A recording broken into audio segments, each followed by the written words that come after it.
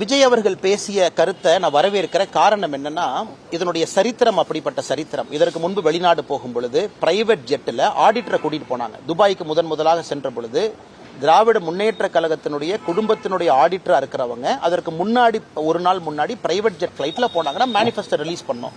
எந்த ஜெட்ல போனாங்க, 6 பேர் யார் போனாங்கன்னு.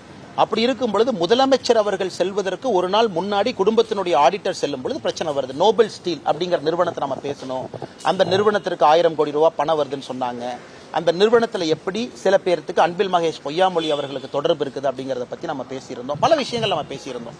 அதனால் நாம் ஆதாரத்தின் அடிப்படையில் இதற்கு முன்பு முதலமைச்சர் அவர்கள் சிங்கப்பூர், ஜப்பான், துபாய், ஐரோப்பிய நாடுகள் போகும் பொழுதெல்லாம் நாம் கேட்பது வெள்ளை அறிக்கை கொடுங்க. அதனால இந்த ட்ரிப்பை பொறுத்த வரைக்கும் அவர் 2 பக்கம் போயிருக்காரு. ஜெர்மனி போயிருக்கிறாரு, UK போயிருக்கிறார். அதனால விஜய் அவர்கள் இன்னைக்கு அதை பத்தி பேசுறாங்க அப்படின்னா திராவிட முன்னேற்ற கழகத்தினுடைய பழைய சரித்திரம் அந்த மாதிரி. அதை அவர்கள் இல்லை என்று மறுத்தால் வெள்ளை அறிக்கை விடணும்.